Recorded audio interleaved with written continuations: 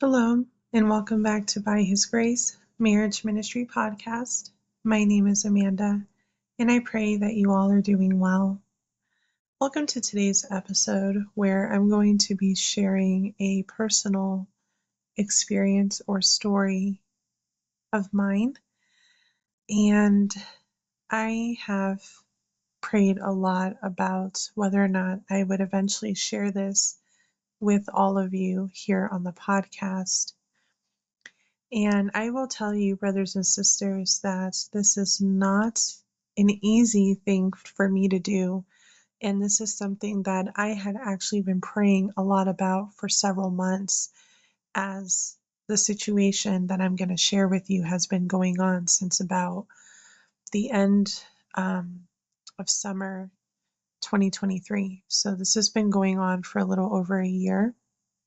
And it's part of the reason why I stepped away a couple of times from my ministry, because, well, you'll see why as I explain to you all my experience. So, another reason why I'm going to share this is because I did a series fairly recently, I think within the past summer. I released a series called The Dangers of Infatuation and Lust. And it was 3 episodes, almost about an hour long. And I was sharing and, talking about accounts that were dealing with dangerous infatuations and lusts within the scriptures. So this isn't just a worldly thing. This doesn't just happen to people who are not believers. This happens even to believers, and this happens very much, I feel, especially lately, within the body of Mashiach. So if you're a strong believer, if you're walking in the way and the truth, it doesn't exclude you from something like this happening to you. And this is why the scriptures tell us to guard our heart and to be careful. It's a very, very real thing, brothers and sisters. Lust is a real thing. Sexual sin or immorality is a real thing. And there's a reason why our Father has, instructed us to steer clear from these things. And He has told us this over and over within the scriptures through different prophets and apostles and things like that, disciples. We are warned over and over against, the lust of the eyes, the lust of the flesh, the pride of life, sexual sin, sexual immorality, fornication, adultery. Brothers and sisters, these things are real, and it's a real part of tactics and plans that Satan has over our lives. It's one of the biggest ways that he attacks us to get us off the path, to get us away from Yah, and to ultimately destroy us, right? Scriptures tells us that, the enemy comes to steal, to kill, and destroy. And I believe that's one of the biggest ways he does that is through lusts and addictions. And speaking of which, I want to share real quick, and I may have shared this in one of those episodes in the series that I'm referring to. Brother Adam Fink did an amazing video on breaking lusts and addictions. I highly, highly recommend and encourage anybody that is dealing with any type of lust and addictions to please check this video out. It's on his YouTube channel, Parable of the Vineyard. And again, it's called Breaking Lusts and Addictions. Because the thing is, when we lust after something, it doesn't just always have to do with sexual immorality. And when we have addictions, it's not always just like addictions to drugs or alcohol and so on. It's a broad spectrum, right? There can, we can lust with our eyes, we can lust with our flesh, we can lust after money, we can lust after food. And of course we can lust after individuals. With addictions, it's not just addiction to money or gambling or drinking or drugs. We can also become addicted to people, to an individual. And, addiction and lust, they go hand in hand. And let me tell you something, brothers and sisters, it is real. And brothers, men do not just struggle with this, women do too. It can affect anybody. Earlier in one of my update episodes, I mentioned this series because I was a bit shocked that not many people listened to these episodes. There's 3 episodes. There's a part 1, a part 2, and a part 3. And I think there was maybe 2 to 3 people that listened to each one of these episodes. And I was like, oh my goodness. And, I was like, please, more people need to listen to this, because especially at the time that I recorded and released these episodes, I was walking through it, through something very similar. And so, it's opened my eyes and caused me to realize a number of things. And one of them being that this is a big attack that is going on amongst believers and within the body of Mashiach, is this, spirit of lust, if you will. It's a huge way that Hasatan is attacking many. And, I have said time and time again throughout my podcast that Hasatan attacks men more through these types of things, but he's also doing it to women, and it happened to me. So, I highly encourage, if you haven't listened to this series, if you're listening to this now and you haven't listened to the series, please, stop this episode, go back and listen to that series first, and then come back to this one, because this is going to be me sharing my story, my lesson, with having to do with the dangers of lust and infatuation. So anyways, it's a real thing, and I can't say this enough. And it's something that we really need to be sure that we are guarding ourselves. And brothers, sisters, this is why, I have encouraged, for people to pull away and set themselves apart from secular things, like what we're watching on TV, the type of music we're listening to, the things that we're looking at, ads, websites, billboards, things like that, right? We are surrounded by so many sexual things, sexual content, all, and we really need to guard ourselves, because I'm telling you, the same way that it only takes a person to try a drug one time and become completely addicted to it, it's the same thing with anything sexual. Okay. Pornography is another thing that many people can become addicted to, and it's hard to break and get free from. I'm telling y'all, it's a very, very nasty stronghold, and it is very hard to get out of. And I will even tell you, and I'm going to share my story, but just to let you all know how hard this is, that I am still a little over a year, and I'm still trying to break free from what I'm getting ready to share with you all, because it has just been, oh my gosh, it's probably been one of the toughest things that I have ever walked through, and one of the biggest attacks that I've had on my life. And I have had a lot of spiritual attacks throughout my life, and I have had a rough life. But this one has been probably the hardest. This one hit me the hardest because it did more damage to me and nearly destroyed me. So I'm telling you, brothers, sisters, I mean, even the world, even Hollywood has even captured um, how bad, lust and infatuation and sexual immorality can really be. I've talked about these 2 movies before, that I saw in my past before I became convicted about movies and things like that. There was a movie that was made in the 80s called Fatal Attraction, and then there was a movie that was made in the early 2000s called Obsession. And those 2 movies just like got it right. I mean, it can get that bad, if not worse. Now, my situation, thankfully, hasn't gotten as bad.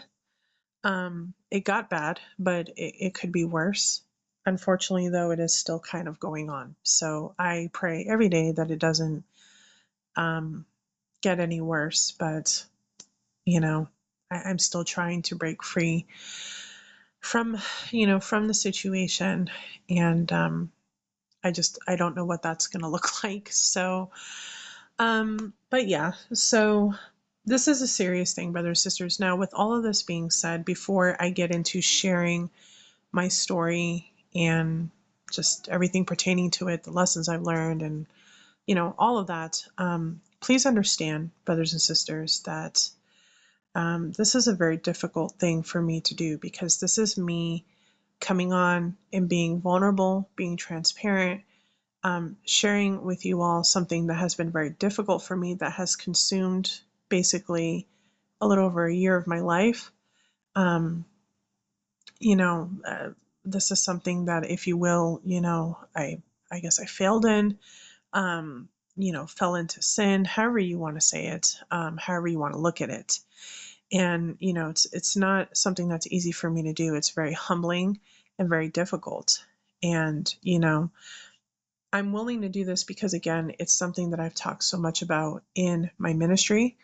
And also, too, I feel that maybe it could help somebody out there that happens to listen to this, and maybe they're struggling in the same situation or something similar, or maybe it's something that happened in their past, and maybe this can help them to feel like, okay, I'm not the only one this has happened to, and this, that, and the next thing. Now, you know, for myself and for other people out there, you may be what I would consider to be the person it's happened to. It's not you doing it per se, right? But you're kind of the victim in the situation. And that's pretty much um, how mine pretty much played out.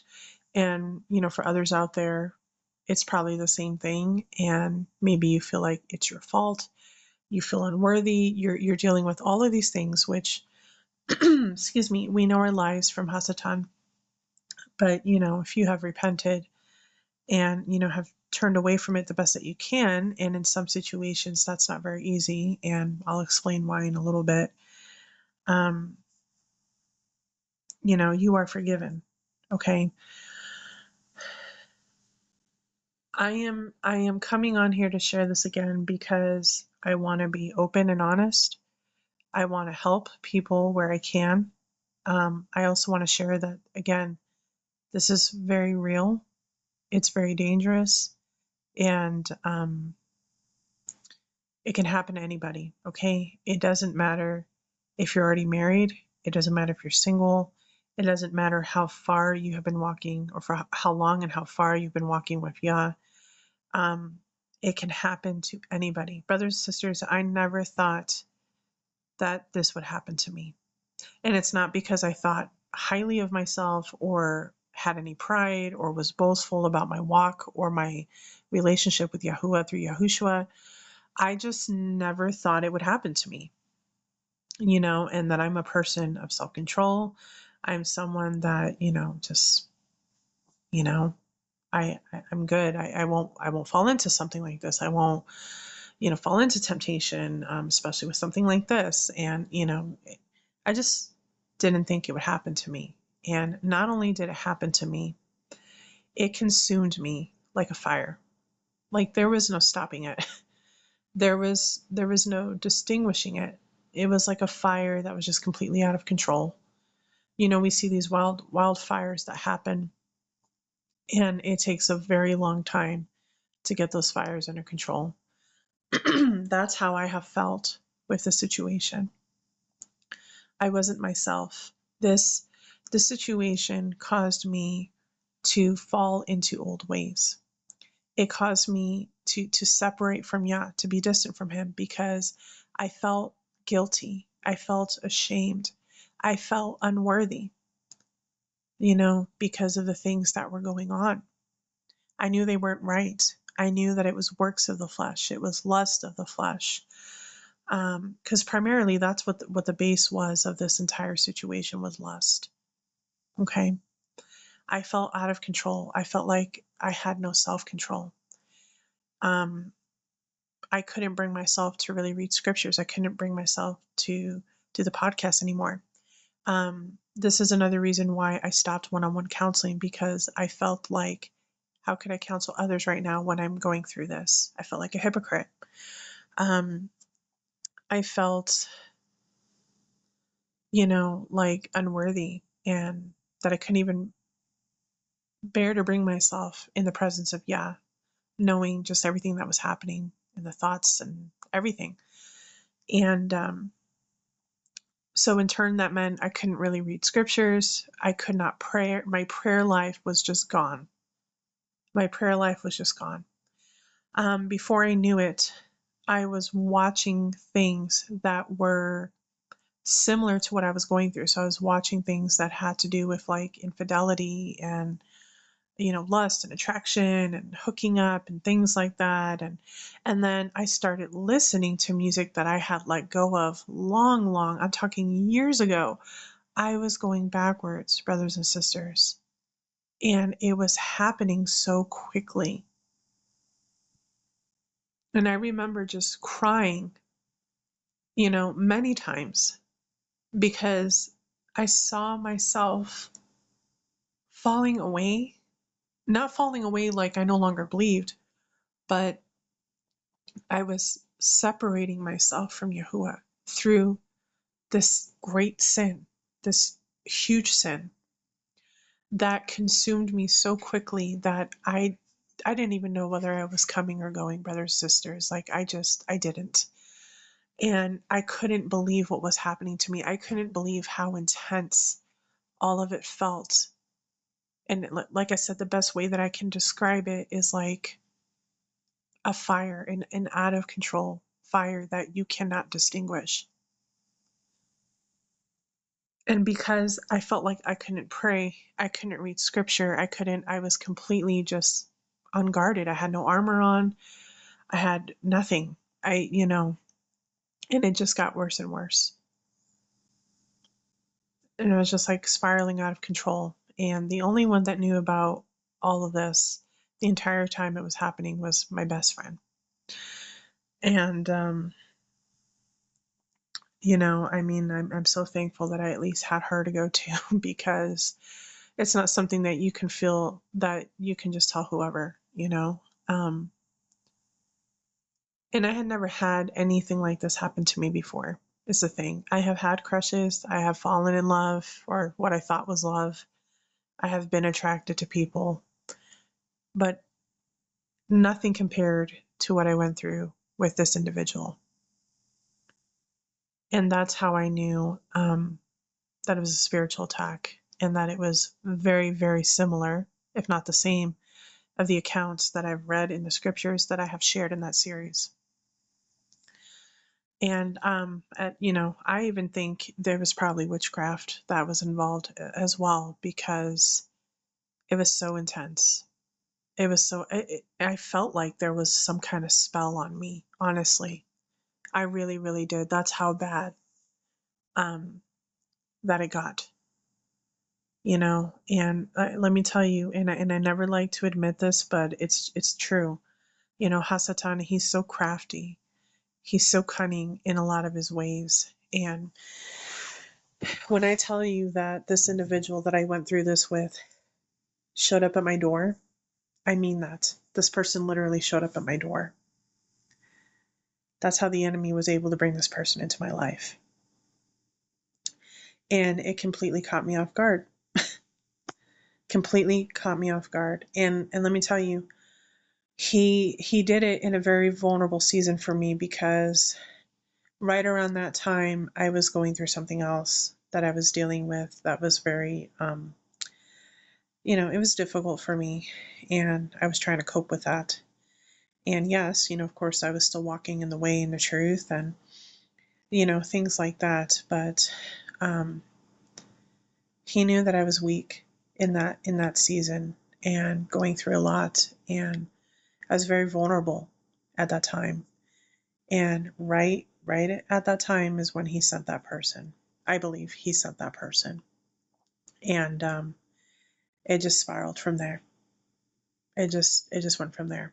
So, um, yes. So a lot that transpired, and looking back on it now, and how long that this has gone on for has just been,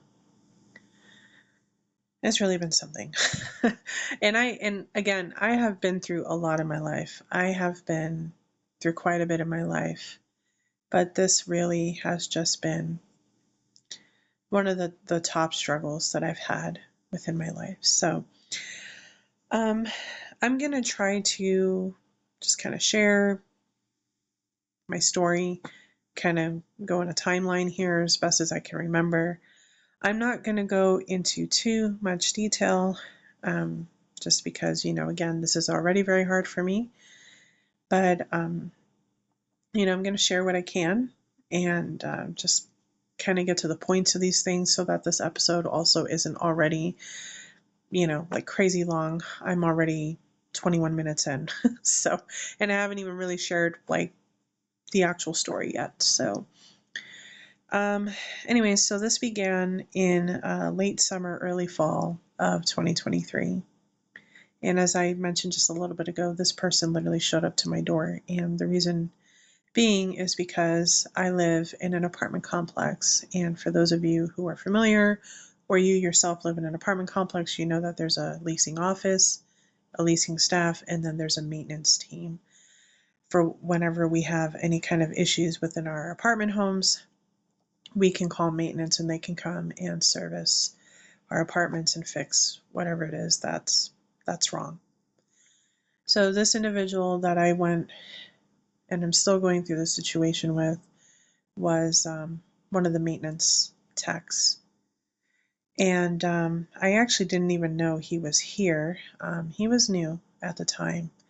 And it was really crazy, the timing and how it went. In fact, the day that we met, I was actually gone all day with my mom, doing some shopping and stuff.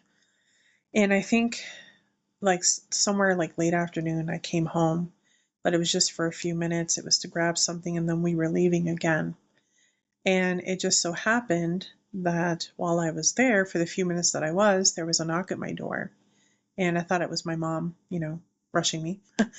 And so when I opened the door, I didn't even look through my peephole because I thought it was my mom. And when I opened the door, there was this tall, attractive man standing there. And he let me know that he was the new maintenance tech and that he was there for some work orders that I had even completely forgotten I had. So I was completely just caught off guard, but instantly I was attracted to him, and he with me.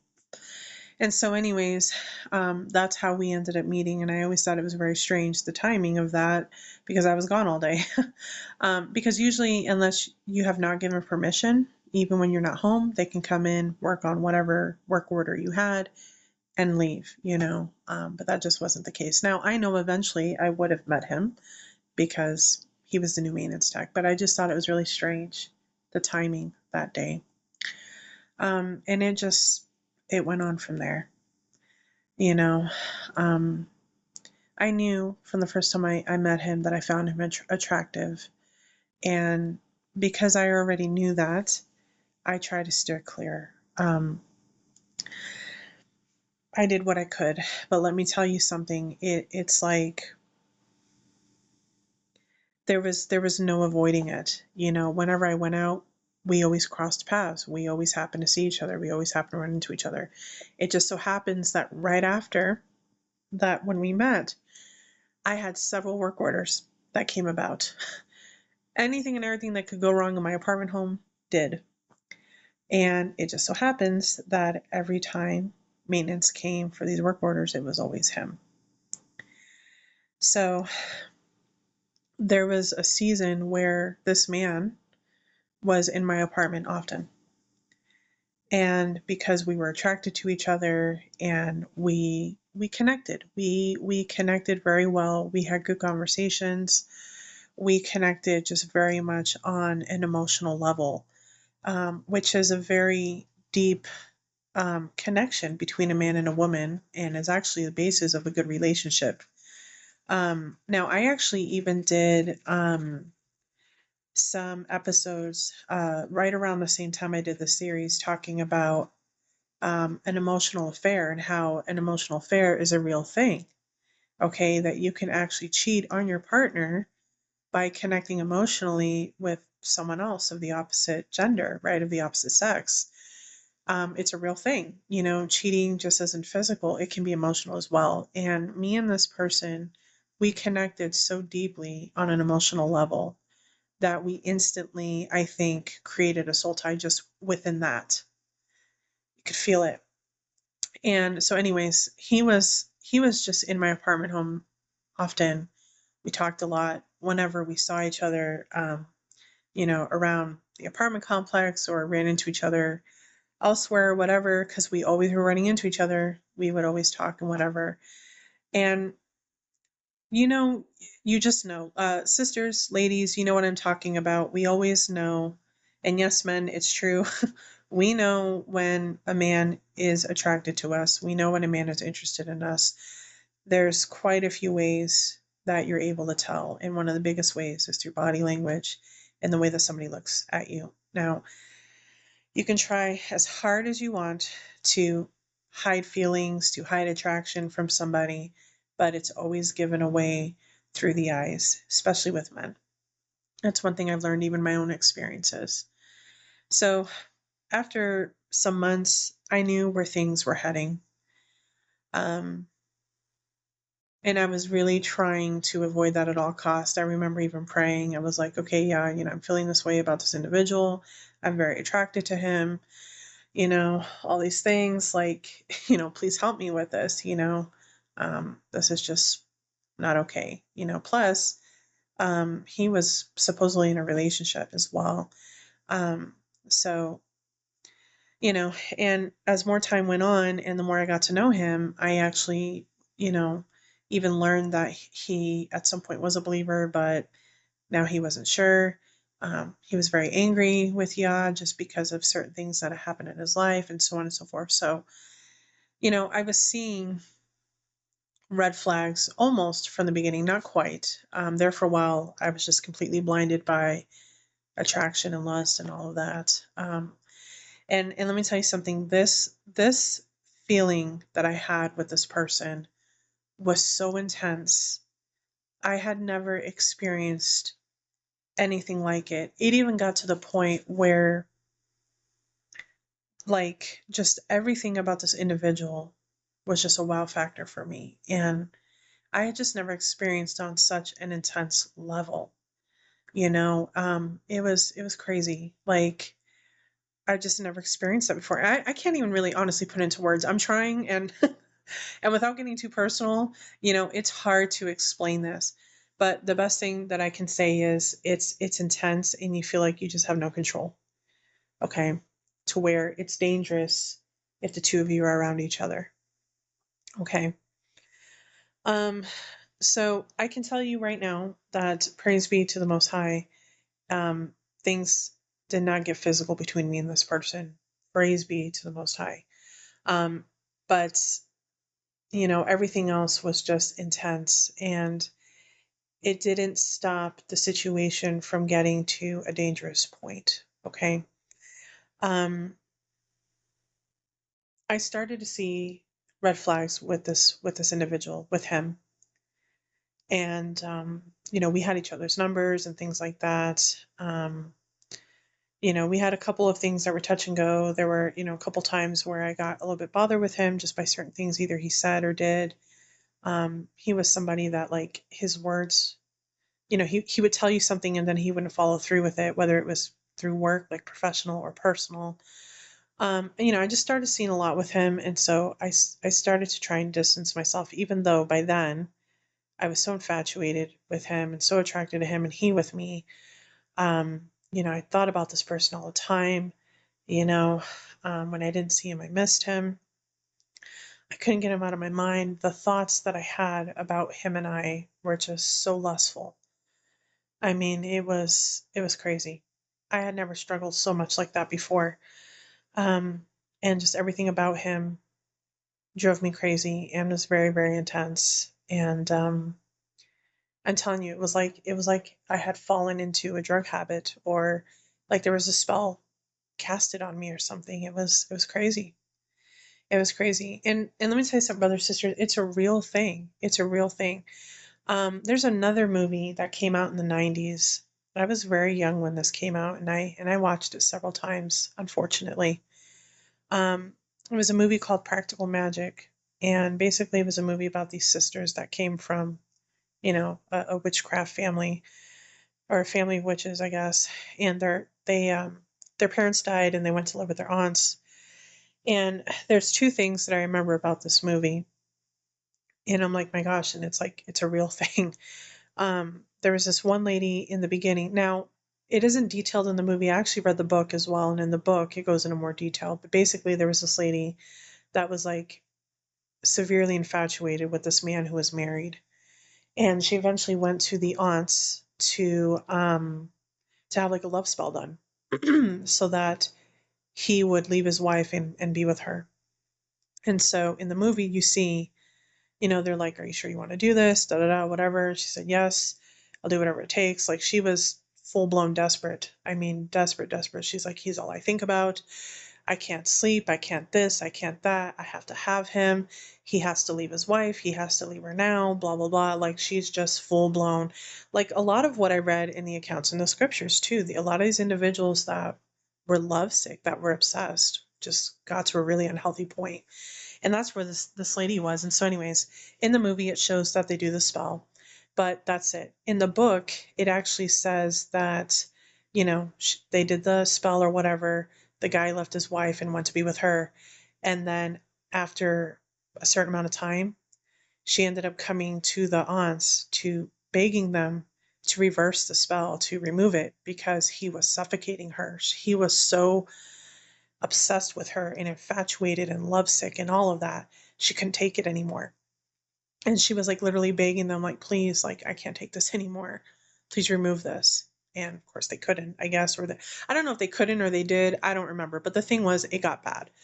And then another part in that same movie was one of the sisters that got involved with a bad guy, a guy that was bad news. And he was also very infatuated and obsessed with her, to the point that he just never let her rest and was suffocating her as well, and so on and so forth. So, anyways, I don't recommend watching the movie, of course. But when I went through this myself, I remember I was thinking about that, and I was like, these things are real. Like, witchcraft is real. People really do these things. And I do sometimes wonder if that's what happened in my situation, because then I end up learning that my individual dabbled in like clairvoyancy stuff, like doing readings for people and teaching people to do readings. And so, you know, it's a real thing. Okay. It's a real thing. And because it was so intense for me, I truly felt like that's what was happening to me as well. And like I said, Yahuwah must have really been protecting me, even though I felt completely out of control, because praise be to the Most High, we never ended up being physically intimate together. We were intimate in other ways, but not physically, even though we wanted it so badly. But praise be to the Most High, it didn't happen. Now, what I will tell you is, going back to what I was saying. So, sorry to be all over the place. I'm trying to remember everything that I wanted to say. But so I started seeing a lot of red flags in this individual. Long story short, this individual is very unhealthy, unstable, if you will. I learned that he was very emotionally immature and a bit mentally unstable, very lost, broken individual. And I remember finally, I think like almost a year after all of this, I finally told him that I didn't want anything to do with him anymore. We couldn't be friends. We couldn't talk to each other. I asked him to please not service my apartment anymore. Please don't reach out to me. Don't even say hello to me. And I remember having this conversation with him face to face, and I knew he didn't like it. It was hard for me too, believe me, because I actually wanted to try and be with this person. I know, it's terrible. Um, but I finally, took courage, and I was like, no, no more. This is too much. And I remember when I walked away from him and when I looked back, he just stood there like I had ripped his heart out from him. And I remember that night, like after midnight, he messaged me, um, that he wanted us to try this again. Could I, just forgive him and can we start over? Um, he wrote me some letters, just, yeah. So, anyways, around that time, I became friends with one of my neighbors and we became good friends, another male. But it was a different situation because this person, I felt led by Yah to help this person. This person has a disability and so on and so forth. And so I became good friends with this individual. And the individual that I was somewhat involved with took notice of this. And let me just tell you, long story short, became very, very jealous to the point that it became a bit dangerous and unhealthy. Um, he began to what I call semi stalk me. Okay. Um, he was everywhere I went. He was always watching me, things like that. Thankfully, he didn't contact me on the phone too much. But he was basically borderline stalking me. Then it got to the point where he started harassing my friend that I just mentioned that I became good friends with that has a disability. First, he actually tried to befriend him to get kind of back into my circle and back into my good graces. Um, that didn't work very well because my friend started to see the true colors of this individual and he just kind of backed off. And, you know, he saw us together, quite often. And it made him very, very jealous. He began to harass my friend almost every time, excuse me, that he saw him. He would say something to him. He would cuss him out or something like that. It got really bad one evening when um, this person and their family member were at a store that's across from where we all live. And the individual that I had become involved with was actually watching them, waiting to see if maybe I was with them. And once he saw that I wasn't, he actually went over to where they were in front of a store, in front of people, and just completely cussed both of them out. And that's when I knew that he was unstable. And I began to start having fear. I started to fear that he was going to do something to me. I even had a dream where he came into my home and he was going to kill me.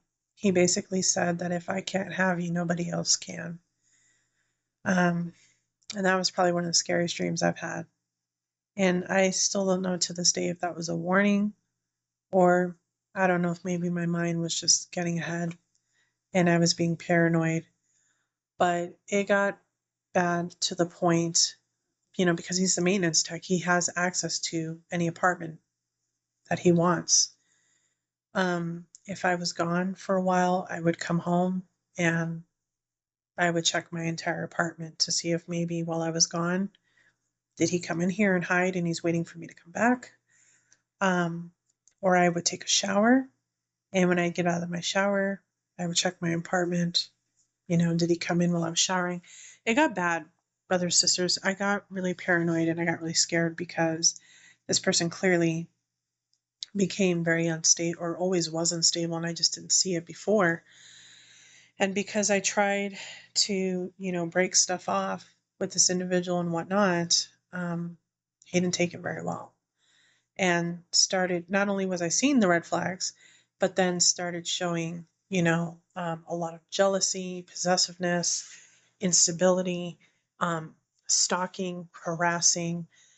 And, it's basically to the point now where, we've had to involve the police. We had to, let the leasing office know, which was not easy. And now where I'm at right now, I'm currently waiting to see if, the leasing office has taken this situation to their corporate, their HR, and their legal team.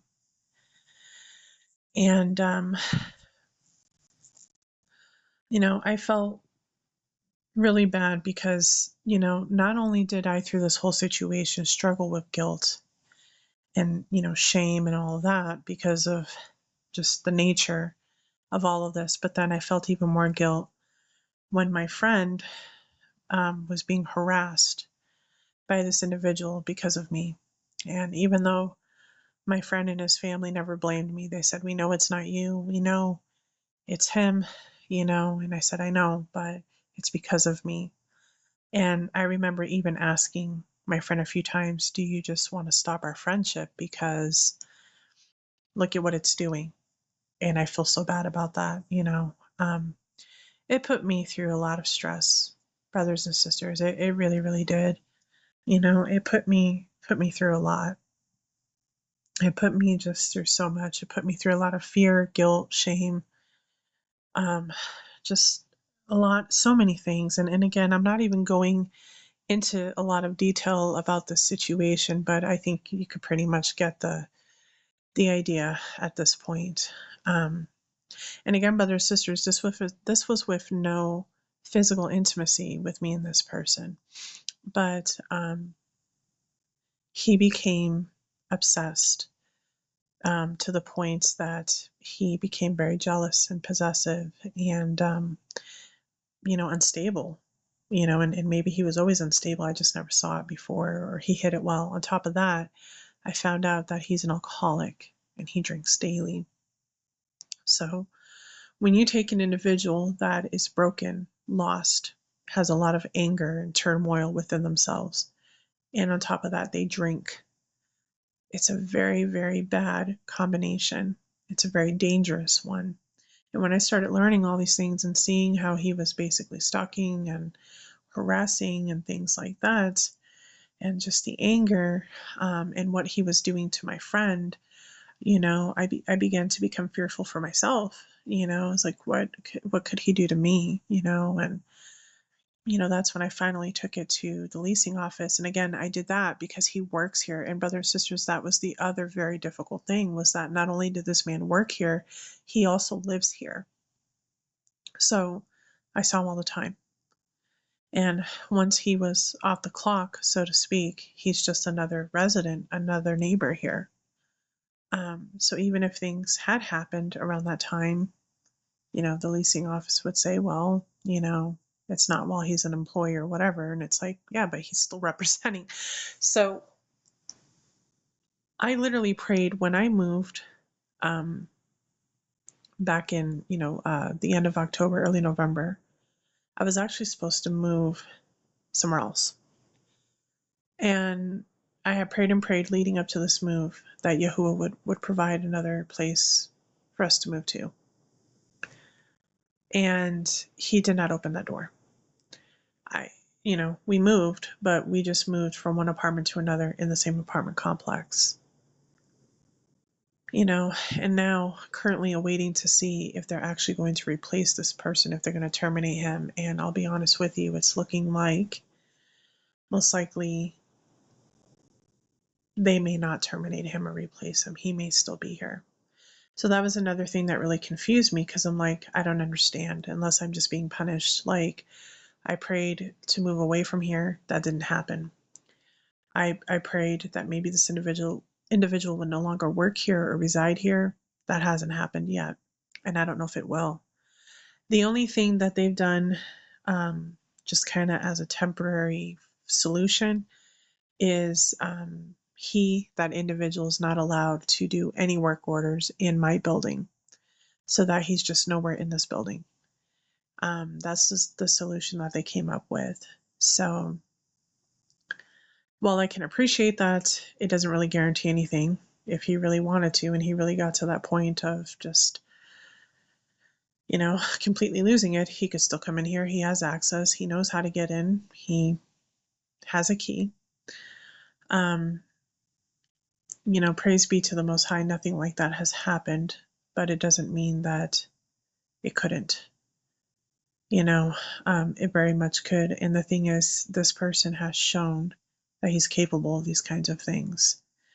And even some of the things he said to me out of anger at one point as well. It's not a good situation, brothers and sisters. And I've been in a lot of prayer daily about the situation. And again, it's something that I'm not proud of. It's something, like I said, that I thought would ever happen to me. And I hope and pray to never go through it again. And it's definitely taught me a lot, though. I've definitely learned a very valuable lesson out of this situation that I'm still not even fully delivered from yet. It's taught me a lot. It has taught me a lot. And, it's taught me that, we really need to be on guard all the time. We need to be in prayer all the time. We need to guard our eyes, guard our ears, guard our mouth. We need to be careful of what we watch. We need to be careful of what we listen to.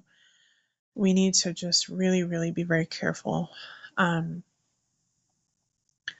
that's why I was encouraging so much that for those of you that haven't listened to the series, that I did, please do, because it can happen to anybody at any time. It doesn't matter if you're happily married or single or what age you are or how long you've been walking with Yah and how strong your relationship is and your faith. It can still happen, brothers and sisters. I never thought it would happen to me. One good thing I could maybe take from this is that it's helped me to understand how affairs do happen. It's helped me to understand how people can end up being unfaithful. It helps me to understand that not everybody that is unfaithful and commits adultery is doing it because they want to, but maybe it's just something that's out of their control that they never expected would happen. Because before this, I had a little bit of a closed mind or narrow mind in regards to people having affairs, you know. And I would hear it and just be like, oh, how can people do that? Like if you claim to be in love, this, that, and the next thing and whatever, and you're married, why would you want to do something like that? And now it's helped me to understand that. And another thing too is I didn't think it was possible to be in love with somebody, but then also be very attracted to someone and become infatuated with them to the point of almost obsession. It's really something how that works. It's really something how that works. And then we're living in times where many people are unhealthy in the mind, mentally. And then, like I said, there are more people that have the types of personalities where they can become more addicted easily than others. And then, we live in such a corrupt, sinful, and wicked world. We're surrounded by all these things, and this is why it's so important that we set ourselves apart and that we seek Yahuwah and Yahushua daily, that we're in His Word daily, that we pull ourselves away from anything worldly, anything secular, come out of all of that. So all of that are vices and tactics and ways that, the enemy attacks us and pulls us away from the things of Yah and from Yah Himself.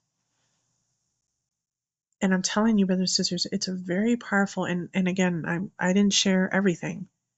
I kind of gave you the tip of the iceberg type of thing, but it's a very serious situation. It's very powerful.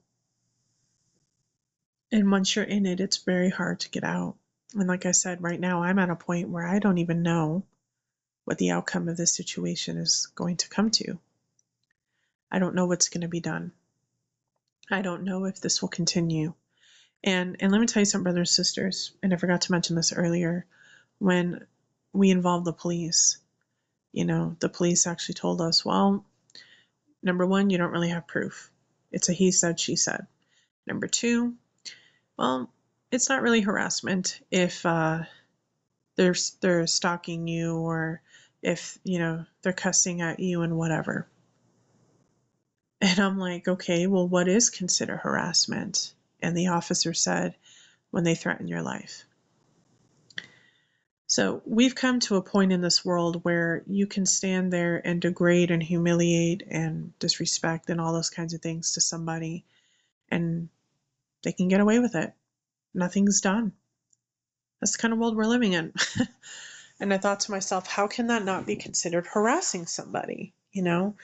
But apparently, at least the state that I live in, this is what I was told by police officers, that it didn't really constitute as harassment. And as far as the stalking goes, I needed to get proof. And I'm like, how am I supposed to get proof of someone stalking me?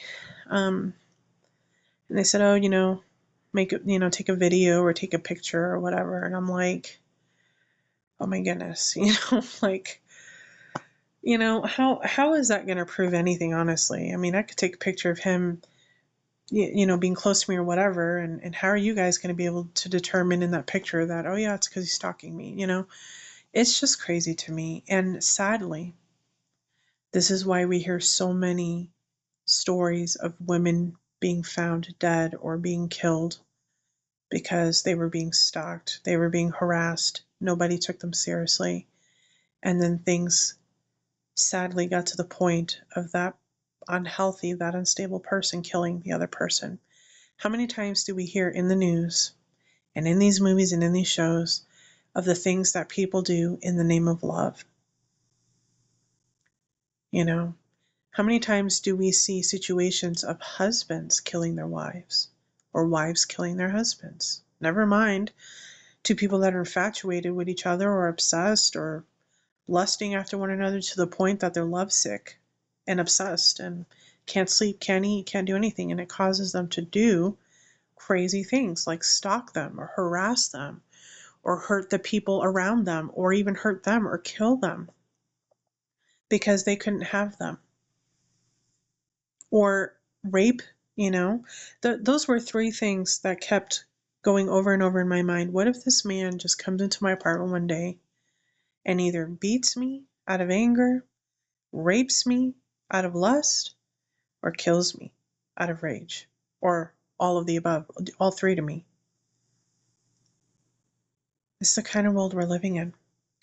And if you listen to my series, in one of them, there were a couple of accounts where I shared that rape took place. Um, it's a real thing, brothers and sisters. If you are not careful, you can fall into this snare, into this trap. There's a reason, like I said in the beginning, why scriptures talk so much about sexual sin and why it's important that we guard our purity, that we guard ourselves from sexual temptation, from lust, from addictions, because it is so dangerous and harmful to us. And it can destroy your life. It could steal from you, which, let me tell you something, this situation stole from me because it separated me from Yah and I went backwards. I fell into old ways. Okay? I was in guilt. I was in shame. It was a lot of things. Okay? And it partly destroyed my life. Is it over a year of my life that has just been in chaos? And I have been in a stronghold and I have been suffering. And it has, of course, affected my relationship. And, so many things, right? And affected my relationship with Yah and things like that. And then if I'm not careful and don't find a solution, it could kill me, right? I pray in Yahushua's name that would never, ever happen. But how many times do we see that a lot of these situations, end in that way? There's a very simple saying in the world. It says, if you play with fire, you will get burned. And that's exactly what happens when you entertain sin, specifically sexual sin and lust. Brothers and sisters, it's a serious matter. It is nothing to be taken lightly. It is very, very, very serious. And I'm telling you, it is like a fire. It catches so quickly and it consumes quickly. You don't even know what's happening. And when you do realize, it's almost too late. Right now, I'm dealing with a matter of someone who is unhealthy, unstable, who is obsessed, stalking, harassing, harassing my friend, harassing, I mean, it's not healthy, brothers and sisters. And I fear that, yes, it could get worse. I'm in prayer every day that it won't, you know, but, and then on top of that, the circumstance is even harder because I can't get away from this person. This person lives where I live. This person works where we live. Um, he's everywhere I go. It's just, and, there's not much the police can do. There's not much really anybody can do other than, of course, the Most High, and I just keep praying for deliverance. So, but that is more or less my story, brothers, sisters. Again, I didn't want to go into too much detail, just because it was already hard enough to just come on and, share this. But if you are someone that is going through this, or you have, and, maybe you feel led after hearing this, wanting to, connect and talk about this, please do email me and we can connect further and talk more on this, or pray, or, anything like that. Um, I think it's important that, especially when we are going through stuff like this of such seriousness, like a severity, um, that we can reach out to others in trust and in faith to go to when we're dealing with stuff like this, And again, I'm thankful that I've had my best friend and, of course, the Most High to go to in regards to these things, but not everybody has that. And it can be even harder when we're going through it alone. So, and don't feel ashamed. I know it's hard, believe me. I still feel that way sometimes. And if you're a victim of any kind of harassment or stalking or anything like that, I know how hard it is when you feel like, you're not being taken seriously about the matter. So, all right, brothers and sisters, well, I'm going to go ahead and end it there. This is almost an hour. I pray that somehow this maybe, I don't know, ministers to somebody, or somebody can relate or resonate, or just know that you're not alone. And please, if you feel led, please pray for my situation as well. I would really appreciate it. And again, if you want to connect further on this, please email me at byhisgraceministry23@gmail.com. And I would love to connect further with you and just share our hearts on this matter. So, all right, brothers and sisters. And again, please, just a quick little reminder, again, this took a lot of courage, and, it takes a lot to be transparent and vulnerable and share major things like this with others that, we barely know. And we know that, scripture calls us not to judge, but we do anyways. I just ask that please refrain from any comments or emails of, just yelling at me, or, bashing me or something like that because of what I've shared. Please. I'm already going through enough with the situation, and I wanted to share this out of faith and just out of hoping that maybe it might help somebody. So, all right. Well, anyways, that is everything for this episode. Thank you all so much for listening, and I'll talk with you in my next episodes. Shalom.